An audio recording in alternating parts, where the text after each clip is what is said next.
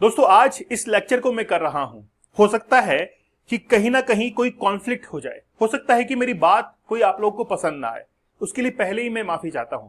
लेकिन बात यह है कि आईसिस ने जिस तरीके से भारत के जम्मू कश्मीर के अंदर अपने पैर पसारे हैं, वैसे ही अलकायदा धीरे धीरे अब भारत के अंदर फैल रहा है, और वो भी वहां पर जो कि भारत की इकोनॉमिक सिटीज हैं, जैसे दिल्ली है, जैसे गुड़गांव है, जैसे नोएडा है, वहां पर अलकायदा के कुछ लोग पकड़े गए हैं।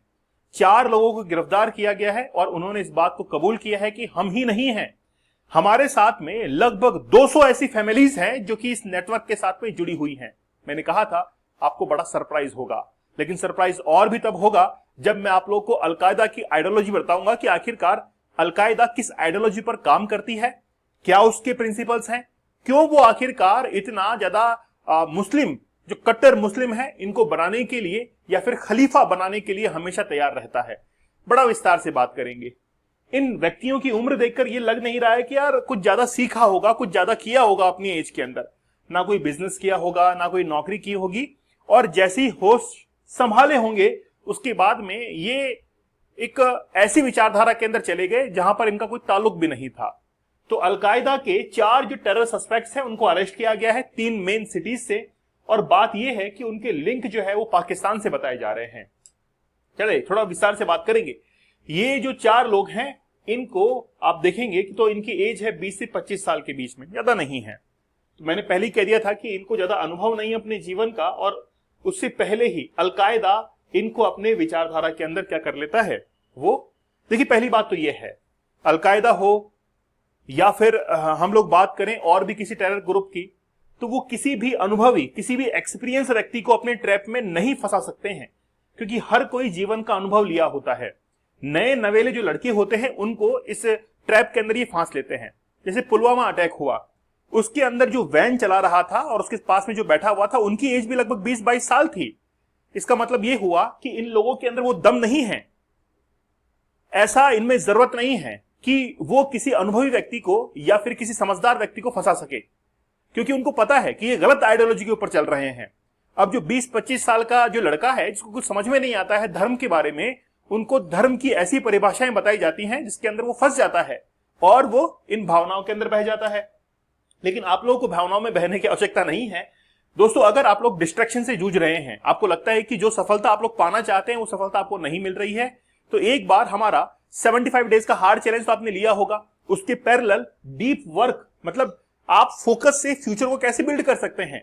आपने एडिक्शन को छोड़ दिया, लेकिन एडिक्शन को छोड़ने के बाद आपके लाइफ के अंदर ग्रोथ कैसे होगी, इस चीज को लेकर हम लोग यहां पर जिक्र करने वाले हैं। जैसे एलोन मस्क है, बिल गेट्स है, रतन टाटा है, मार्क जुकरबर्ग है, इन्होंने अपनी लाइफ के अंदर डीप फोकस को या डीप वर्क को इन्वॉल्व करते हुए अपने जीवन के लक्ष्य कैसे प्राप्त कर लिए। तो 30 टेक्निक्स मैं आप लोगों को बताने वाला हूं जो इन्होंने भी अपनाई है, और काफी कम प्राइस है, 400 रुपीज।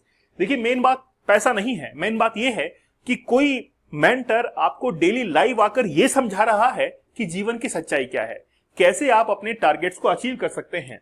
दोस्तों 75 डेज का हार्ड चैलेंज, अगर आप लोग कहीं ना कहीं पोर्नोग्राफी देखते हैं या किसी फोन के एडिक्शन में है, तो अगर उससे बाहर निकलना चाहते हैं तो हमारी 75 टेक्निक्स हैं, उनका इस्तेमाल करके आप लोग जरूर इससे क्विट कर सकते हैं।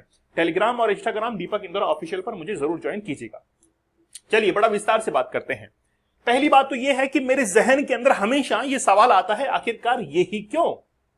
आप देखेंगे कि धर्म का अस्तित्व पूरे विश्व के अंदर है, लेकिन आखिरकार यही क्यों। ये 4 लड़के देखिए आप, ये इन 4 लड़कों की उम्र 20-25 साल, जिनको इन्फ्लुएंस करना आसान होता है। एक अच्छा सा आईफोन दे दीजिए, आईफोन 16 प्रो मैक्स दे दीजिए, बस ये फ्लैट है। इनको थोड़ा सा पैसा दे दीजिए, फिर ये इनके सोचने समझने की शक्ति खत्म हो जाती है।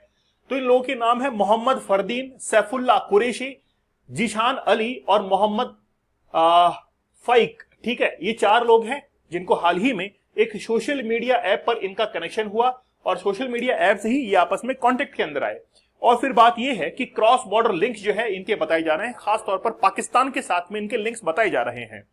अब ये बेसिकली मान लीजिए कि किसी दूसरी कंट्री के होंगे या भारत देश के अंदर रहते होंगे, तो सोशल मीडिया जो एप्स आज आप लोग जो रन करते हैं, एक्चुअली में वो भी सेफ नहीं है। आप वहां पर जो बातचीत करते हैं, जिस भी व्यक्ति से बातचीत कर रहे हैं या कोई पैसों का लेन देन कर रहे हैं, तो वो सेफ और सिक्योर नहीं है। बड़ा सतर्क रहकर ये करें।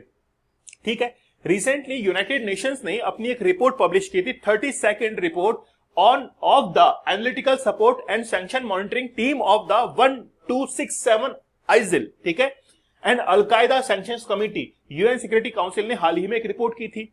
तो हम लोग पहले उस रिपोर्ट के ऊपर चलते हैं कि आखिरकार वो रिपोर्ट जो है वो ये क्या बता रही है कि जो ऑपरेशंस चल रहे थे कहां पर, बांग्लादेश के अंदर, जम्मू एंड कश्मीर के अंदर और म्यांमार के अंदर, मतलब अलकायदा हुआ या कोई आतंकवादी संगठन जो है वो इन 3 देशों के अंदर, जैसे बांग्लादेश, ठीक है, और हमारा एक स्टेट जम्मू एंड कश्मीर और म्यांमार, यहां पर जो है वो इजीली कैसे रन कर पा रहे हैं। तो पहले वो रिपोर्ट देखने की जरूरत है।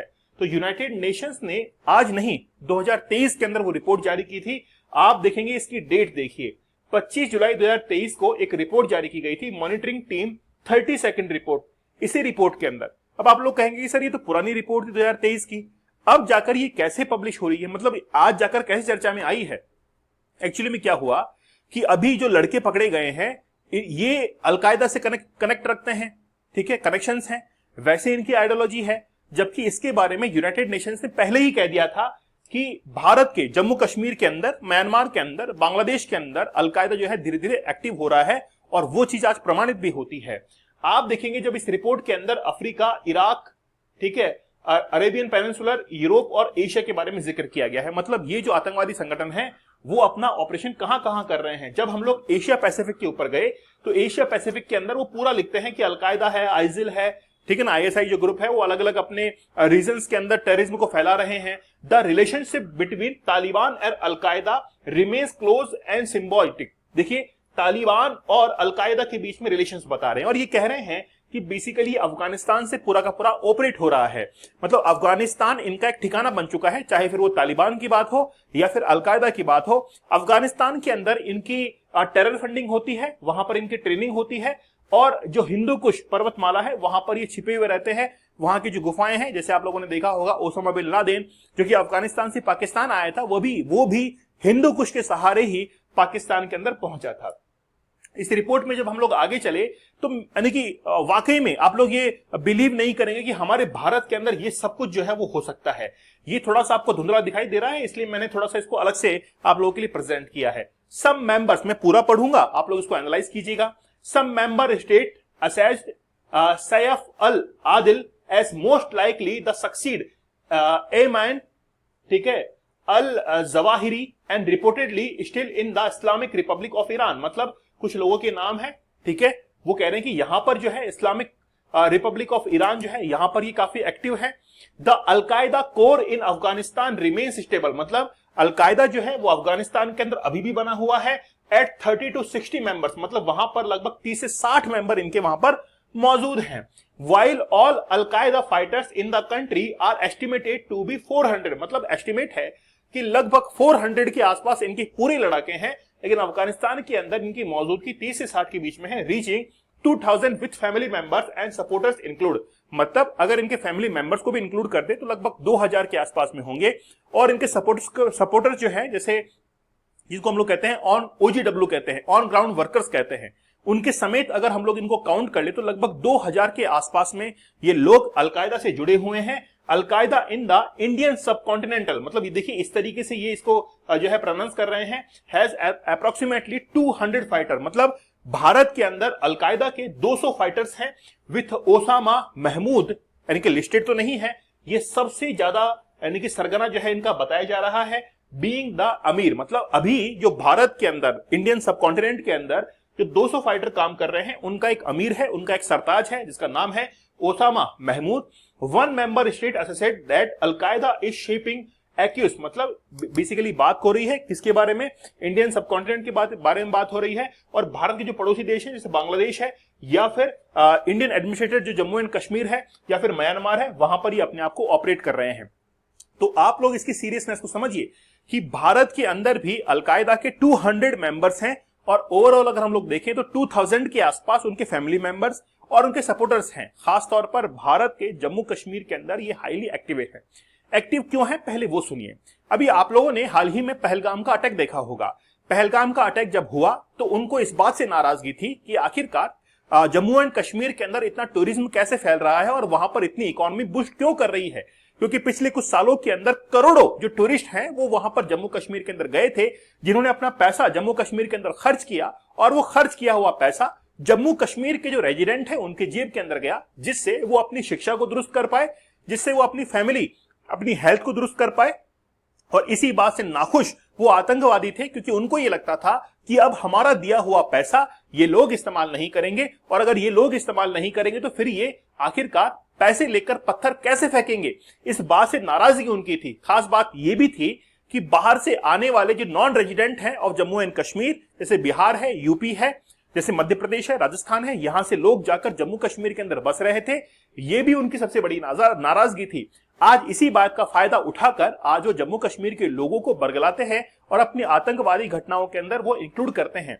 इसी बात का परिणाम ये है कि आज 20 से 25 साल की जो लड़की हैं, जिनको पढ़ाई करने की उम्र होती है, नया अपना रोजगार करने की उम्र होती है, उस सब चीजों को छोड़कर वो पैसे के इन्फ्लुएंस में, धर्म के इन्फ्लुएंस में आकर, जो कि गलत तरीके से इंटरप्रेट किया जाता है, उसमें जाकर वो क्या हो जाते हैं, इन्वॉल्व हो जाते हैं और वो अपनी जिंदगी को तबाह कर लेते हैं। क्योंकि जो बड़े बड़े नुमाइंदे हैं, जो आमिर वगैरह होते हैं, ये खुद जाकर मरते नहीं हैं, इन 20-25 साल के लड़कों को मारने के लिए आगे छोड़ देते हैं कि तुम जाकर मरो, लेकिन खुद कभी जो है वो आगे आकर मरने के लिए कभी खड़े नहीं होते हैं।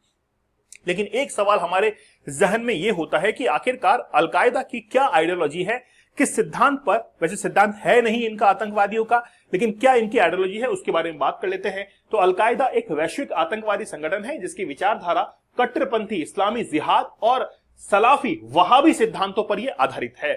इसका मुख्य उद्देश्य एक वैश्विक इस्लामिक खलीफा स्थापित करना है। आप लोगों ने 1920 के अंदर खिलाफत आंदोलन सुना होगा। भारत के अंदर ये खिलाफत आंदोलन हुआ था। वो इसीलिए हुआ था क्योंकि टर्की का जो खलीफा था उसको अपदस्थ कर दिया गया था ब्रिटेन के द्वारा, और जब अपदस्थ कर दिया गया था, अपनी पद से हटा दिया गया था, तो भारत के जो मुसलमान थे तो वो उससे काफी नाराज थे।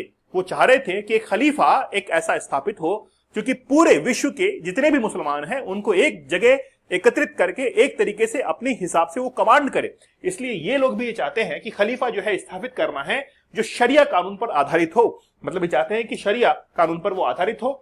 इनके हिसाब से जिहाद क्या है? अलकायदा सशस्त्र जिहाद को इस्लाम के तथाकथित शत्रुओं के खिलाफ एक धार्मिक कर्तव्य मानता है। मतलब इनका यह मानना है कि जब तक हम लोग शस्त्र नहीं उठाएंगे तब तक इस्लाम जो है, यानी कि इस्लाम की हम लोग रक्षा नहीं कर सकते हैं। इसमें पश्चिमी देश, विशेषकर अमेरिका, जिन्होंने कभी भी ऐसे लोगों को पनाह नहीं दी है, जैसे इजराइल है, और वे मुस्लिम सरकारें जिन्होंने शामिल हैं, जिन्होंने गैर इस्लामी या धर्मद्रोही जो है वो मानते हैं। मतलब जहां पर इनकी आइडियोलॉजी नहीं चलती है वहीं इनका जिहाद शुरू हो जाता है। शरिया शासन देखिए क्या होता है। संगठन का मानना है कि सभी देशों में शरिया कानून लागू होना चाहिए। मतलब इनका मानना है कि जो हम लोग जो फॉलो कर रहे हैं वही सभी देशों के अंदर होना चाहिए। वे मौजूदा सरकारों, खासकर लोकतांत्रिक और धर्मनिरपेक्ष सरकारों और गैर इस्लामिक मानते हैं और उन्हें उखाड़ फेंकने का समर्थन ये करते हैं। मतलब जहां इनकी आइडियोलॉजी नहीं चलती है, इनका यह मानना है कि वहां पर ऐसा कोई भी शासन नहीं होना चाहिए। फिर इनके अपने तरीके हैं, जैसे आत्मघाती हमले ये करते हैं, अपहरण करते हैं, विस्फोट करते हैं। मतलब इस्लाम ये कहां पर सिखाता है? मुझे बताइए, किसी भी धर्म की शिक्षाओं के अंदर ये लिखा हुआ होगा क्या कि आप धर्म का यानी कि हिंसा का सहारा लेकर धर्म को जो है उसकी रक्षा करो? ऐसा कभी भी नहीं होगा। वो ये चाहता है कि आप प्रेम भाव से जो है अपने धर्म के प्रति जो है अपने आप को ईमानदार रखें। लेकिन विस्फोट करना, अपहरण करना ये कहीं पर भी कोई भी नहीं सिखाता है। लेकिन इन्होंने क्या किया, आतंकवादियों ने अपने तरीके से उसको इंटरप्रेट कर लिया कि हम लोग तो ऐसा ही कहते हैं। साथ ही के अंदर मुस्लिम एकता, इनका कहना यह है कि संगठन मुसलमानों को एकजुट होने और उनके नेतृत्व में काफिरों के खिलाफ, मतलब काफिर हैं कौन? इनकी परिभाषा के अंदर काफिर वो हैं जो कि इनका कहना नहीं मानते हैं, जो हथियार नहीं उठाएंगे, अपहरण नहीं करेंगे, वो काफिर है। ठीक है, ओके। वे शिया मुसलमानों और अन्य इस्लामी समूह को जो उनके सिद्धांतों से सहमत नहीं है, सीधी सीधी खुद ही कह रही है कि भाई हमारे सिद्धांतों से सहमत नहीं होगा, जो अपहरण नहीं करेगा, जो हिंसा नहीं करेगा, जो विस्फोट नहीं करेगा, जो बम विस्फोट नहीं करेगा, वो क्या है? वो बेसिकली काफिर है। तो बात बताइए कहां तक सही है? पूरी तरीके से गलत है। तो कहीं पर भी इन्फ्लुएंस होने की जरूरत नहीं है। ये एक्चुअली में ये चाहते हैं कि कहीं ना कहीं डिस्टर्बेंस क्रिएट करके रखें, ताकि इनकी जो बड़ाई है या फिर इनकी बातचीत जो है वो हर जगह होती रहे, है ना? तो आप लोग इस चीज को समझिए। और भारत के अंदर इन 4 आतंकवादियों का पाया जाना, इसका मतलब ये है कि और भी मेंबर हैं, जैसे लगभग 200 के आसपास तो रिपोर्ट ही बता रही है, लेकिन ये तो ऑन डॉक्यूमेंट है, और भी कई लोग होंगे। हो सकता है कि वो मानसिक रूप से इसके लिए तैयार हो रहे हों, अभी सामने निकल कर ना आए हो, तो हमको जो है वो बेसिकली ऐसी आइडियोलॉजी अपनानी है जिससे ये खुद ब खुद दूर हो जाए। जम्मू कश्मीर के अंदर आप देखिए, जम्मू कश्मीर के अंदर जो इकोनॉमिक डेवलपमेंट हमने किया, जो बिजनेस वहां पर लेके गए, उससे आतंकवादी काफी ज्यादा परेशान हो गए थे, तभी तो उन्होंने अभी ये कदम उठाया। लेकिन हम लोग रुकने वाले नहीं हैं, हम लोग उसी तरीके से अपना इकोनॉमिक डेवलपमेंट जो है वो करते रहेंगे। आप लोगों का क्या मानना है वो मुझे आप लोग कमेंट सेक्शन में जरूर बताइएगा। दोस्तों, आप लोग हमारे इस डीप वर्क कोर्स के साथ में जरूर जुड़िएगा। 1 अगस्त से हमारा ये कोर्स शुरू हो रहा है और बड़ा जबरदस्त है। 400 रुपीज के अंदर जबरदस्त मेंटरशिप आपको मिलने वाली है और डेली लाइव सेशंस होंगे, बातचीत करेंगे, कोई प्रॉब्लम होगी तो सॉल्व करेंगे इसको, ठीक है। आप चाहें तो पैरेलल 75 डेज का हार्ड चैलेंज भी ले सकते हैं। मतलब चैलेंज लेना भी अपने आपके लाइफ के अंदर बहुत ज्यादा जरूरी है, एक चैलेंज तो बनता है, ठीक है। आप लोग मुझे टेलीग्राम और इंस्टाग्राम पर जरूर ज्वाइन कर लीजिएगा, दीपक इंदौरा ऑफिशियल, ठीक है। कोई प्रॉब्लम आती है तो बताइएगा, हम लोग कमेंट सेक्शन में उस कोर्स के अंदर जरूर बात करेंगे। लेकिन बात यह है, जितना हम लोग कमजोर रहेंगे उतना ही दूसरा व्यक्ति फायदा उठाएगा। आज भारत के अंदर ये लोग इतना ज्यादा एक्टिव क्यों हो पा रहे हैं? क्योंकि हम लोग कहीं ना कहीं लिबरल हो रहे हैं। लिबरल मतलब भारत के जो कानून है उनको थोड़ा सा और कठोर बनाना पड़ेगा, तब जाकर ये सब जो आतंकवादी संगठन है ये सिमट पाएंगे भारत से। आप लोगों का क्या मानना है जरूर अपने कमेंट सेक्शन के अंदर विचार रखिएगा। तो मिलते हैं आप लोगों से अगले सेशन में, तब तक धन्यवाद, थैंक यू, जय हिंद।